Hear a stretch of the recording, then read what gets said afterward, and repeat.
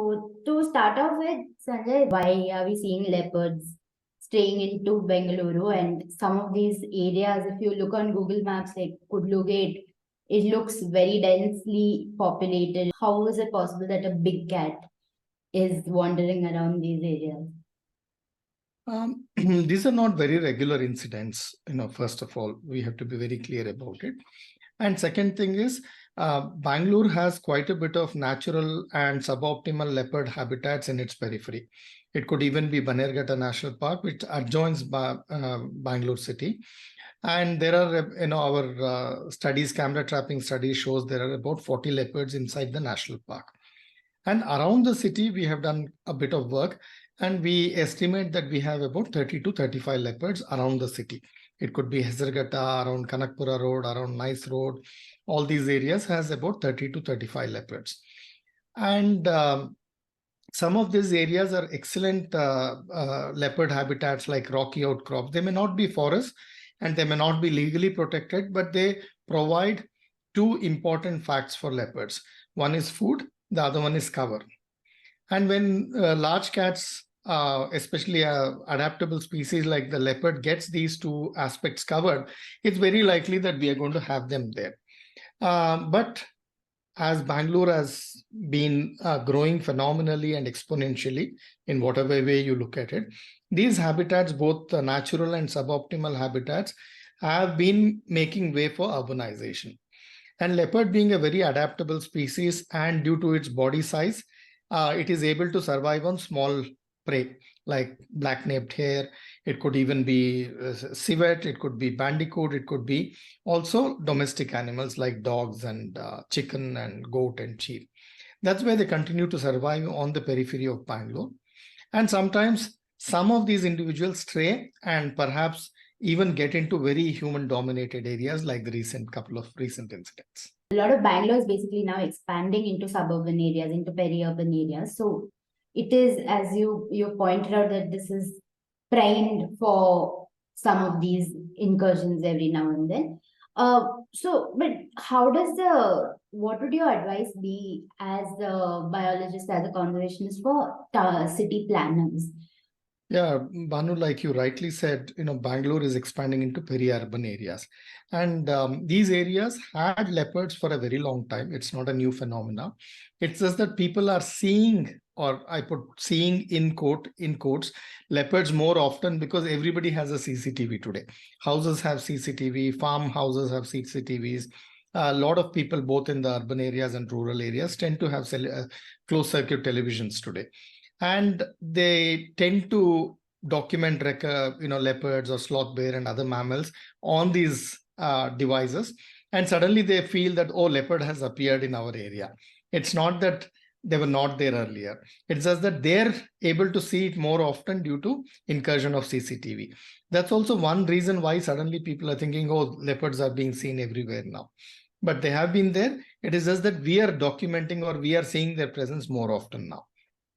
And when we come to peri-urban areas being urbanized and how do we plan this, that's something which is really lacking in a country like in India, because we don't think long term. We are not looking at zonation. Like in a house, in my house, your house, we would, or in anybody's house, we plan where is a living room and what do we do in a living room. We also plan what do you do in a kitchen. It's mentally and also physically very bifurcated. Kitchen is for certain activities, a bedroom is for certain activities, living room, a puja room or a bathroom is for certain activities. We zone it very well. Unfortunately, when city develops, we don't zone them like this. They zone it, of course, like from an agricultural perspective, but not from an environmental and wildlife perspective. So that's something which is very important. For example, south of Bangalore on the Kanakpura Road, there is BM Kaval Reserve Forest, UM Kaval Reserve Forest. Then there is the Rorich Estate. And then there is Gollalli Gudda Reserve Forest. All of this connect to Banerghatta National Park. But in between these stretches of protected reserve forest, there's also stretches of deemed forest, which is legally not protected, but are also under private ownership. So until and unless we start thinking, okay, these areas are going to be ensconced in human dwellings in 10, 20 years or 15 years from now, and there are leopards, there are sambas, we even documented otter in Rodiche Estate. How do we ensure that these animals continue to survive there? Can we leave these areas away for as a urban space, green urban space, but also for a space for wildlife, and then plan for urbanization is what we lack today. So we certainly, for example, a few years ago, I have proposed that BM Kaval, ULM Kaval, and the Golalli Gudda and other reserve forests have to be notified as a conservation reserve so that that area stays legally protected. It's not that you get more greenery or whatever it is, they already are under green cover. It's just that you get extra layer of legal cover.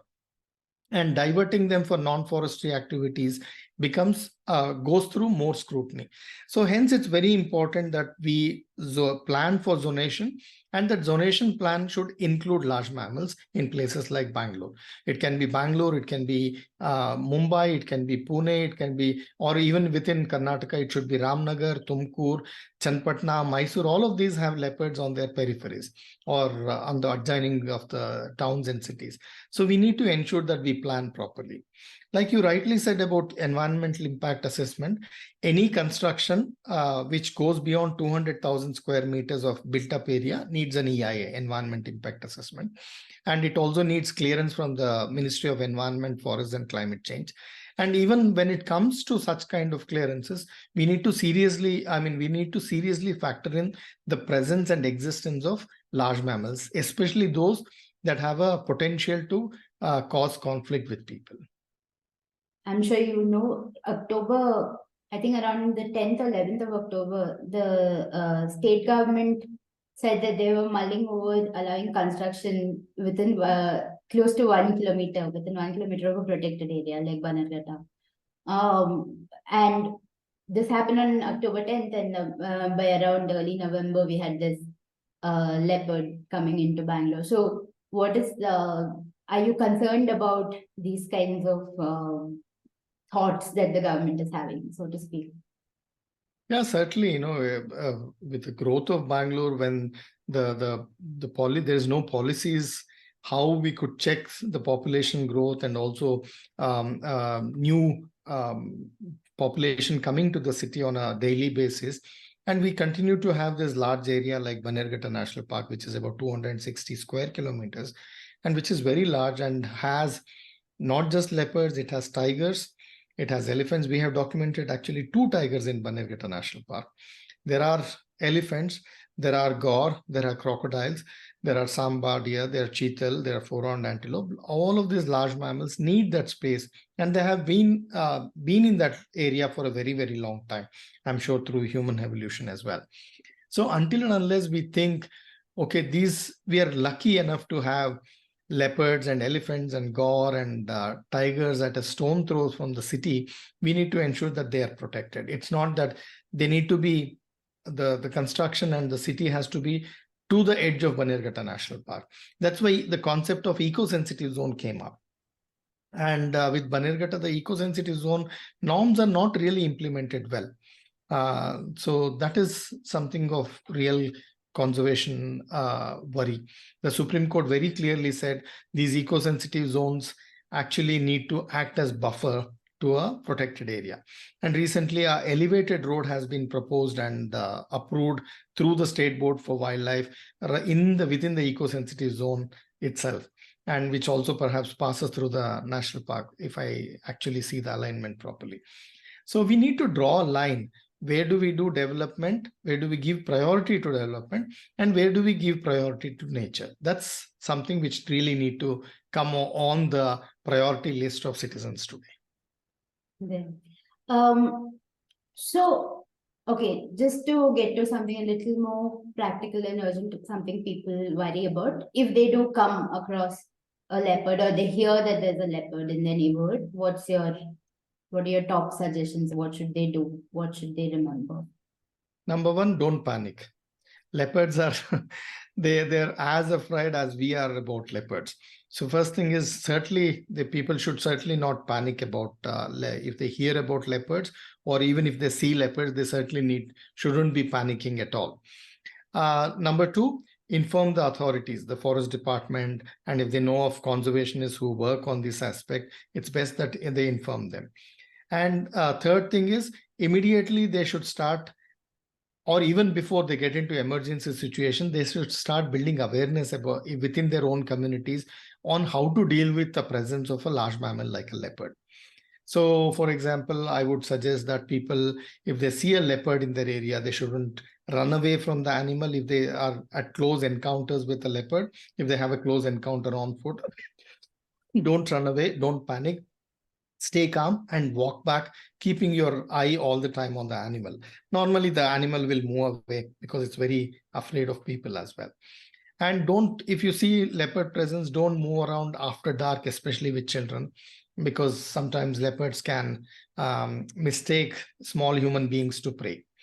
And if people are in peri-urban areas, in rural areas, or even in urban areas, if they're defecating in the open, I think that's something which can attract leopards' attention, thinking it's a very small, a small animal. So that should be certainly curtailed. Then, very importantly, don't spread false messages.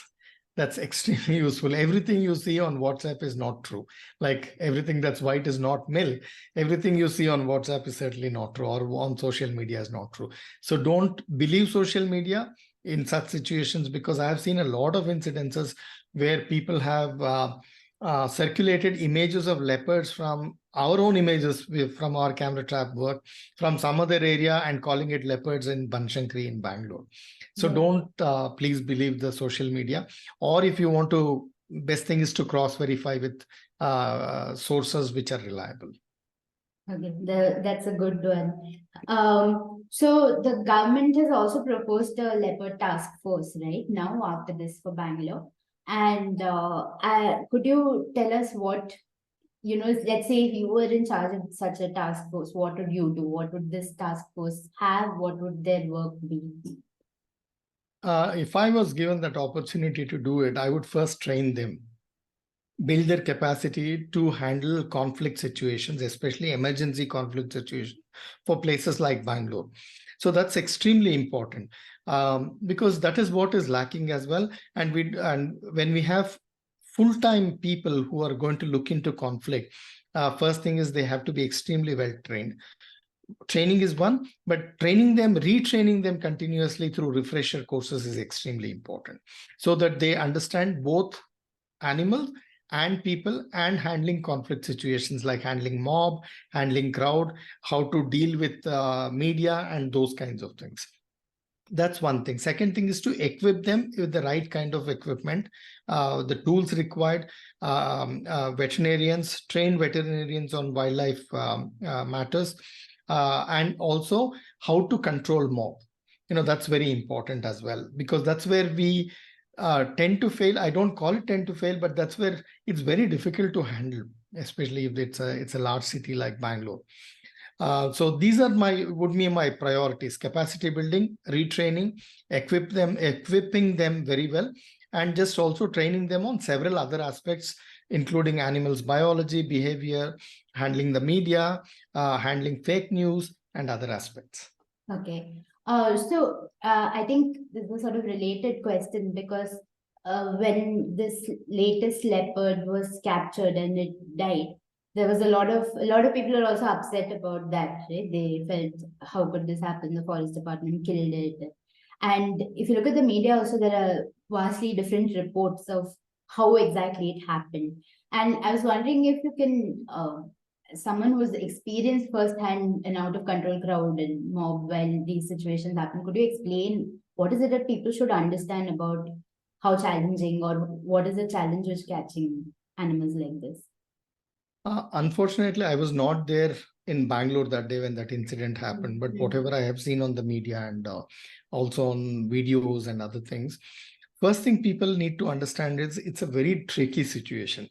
And the animal itself is a difficult animal to spot, to monitor, to navigate, and even to tranquilize the animal. It's a very difficult situation. It's not as easy as people think and talk about it.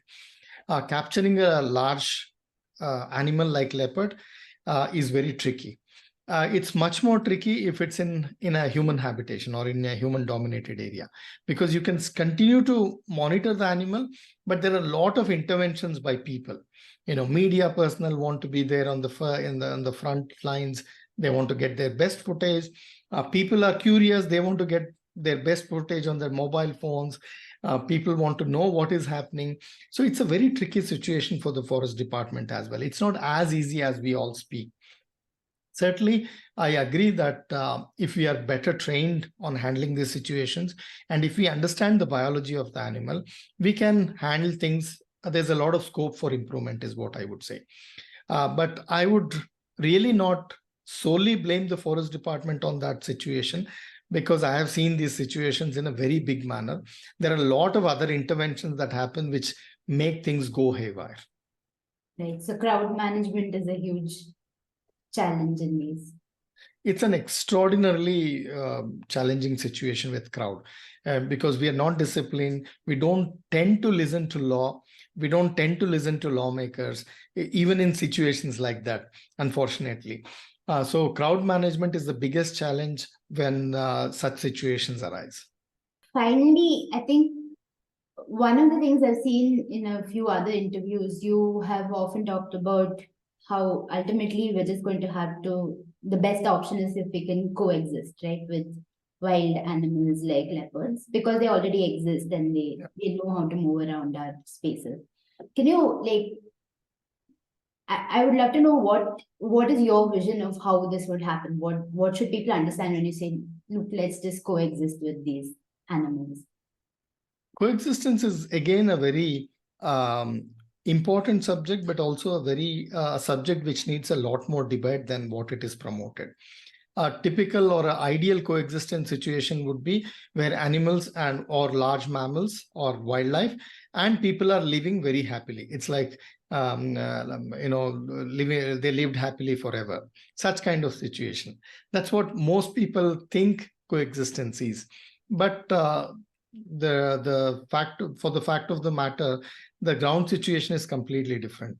I would say conflict is going to continue, and conflict has been there for a very long time with wildlife and people. But what needs to be ensured is conflict is under tolerable limits. It's not just win-win for one party, either for people or for wildlife. So both parties need to have a balanced solution for themselves, or a balanced result for both parties. It can't be like in Hassan in Karnataka. People talk about coexistence. Yes, the human death numbers have come down, but the number of elephants killed, captured, translocated is enormously very high. So that's not coexistence, according to me. That's a false narrative that has been promoted, that Hassan situation is coexistence. That's not a good coexistence model. Or even in Maharashtra, especially the district of Junnar is always thought to be a model of coexistence between people and leopards.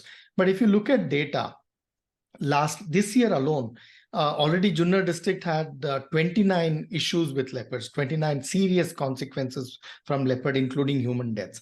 So that's not a good situation. And also leopards are captured, translocated, taken to captivity. That's not a good situation, and that's not coexistence, actually.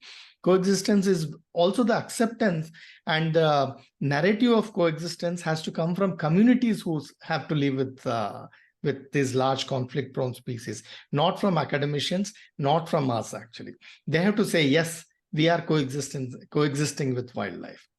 And that would be good model, where people are saying, yes, I want to coexist with a leopard or with an elephant or with a sloth bear. And there is minimal casualty on both sides. It can't be unbalanced. It can't be imbalanced. That casualties of elephants is very high in Hassan, and the casualties of humans have come down. But there's huge casualty on the side of elephant. That's not coexistence, in my opinion. There should be a balance between both. Finally, could you tell us a little bit about Holemati and what work you're doing, especially around large mammals like leopards? What is the work that you're doing? What should people know about your team? Thank you for giving us an opportunity to brag ourselves a little bit. We run the largest leopard monitoring project in the country now. We have been doing this work for almost 12 years now, monitoring leopard populations. I think I'm very happy that we have enough data. At least we were the first state in the country to say how many leopards exist in a large space like a state. Karnataka is 191,000 square kilometers of geographic area. And we are very confidently been able to tell that we have about 2 to 2,500 leopards in the state now. And where leopards numbers are higher and lower, and the distribution we are able to very confidently tell, and also scientifically provide this data. And we are also able to show that where leopard conflict is very high. So Karnataka has 31 districts, out of which 5 districts contribute over 50% of leopard conflict incidences in the state. Like Hassan, Tumkur, Ramnagara, Udupi, Mandya. These are the state districts which, and these days even in Koppal, districts which contribute over 50% of leopard conflict incidents in the state. So what we need to do is we have provided a basic baseline for the government to say where this focus of leopard human conflict interventions has to take place. So these are the areas where priority has to be put up for monitoring or managing human leopard conflict. That's what we also do. And we also try to help during human leopard conflict situations, both to the communities and also with the forest department. We try to work in tandem with them and provide expertise and scientific information wherever possible. That's the other thing. And the next work we also do is also on working with communities and outreach on leopard conflict as well. We have certain outreach activities which are all carried out in local languages, which is very important. And many areas, even in Bangalore, for example, in south of Bangalore, some of the gated communities, some of the schools have accepted leopards in their courtyards or in their backyards now. That's a very important thing. They say that they're willing to have leopards in their backyards. And I would not say that it has been the same with all communities, but at least some of the communities have been very accepting these days. That's the primary work we do on leopards. Okay, thank you so much, Sanjay. Thank you for joining us and telling us so much about this incident and what people should understand and think about when they encounter or hear of a wild animal in their city. For joining. Thank you, Banu.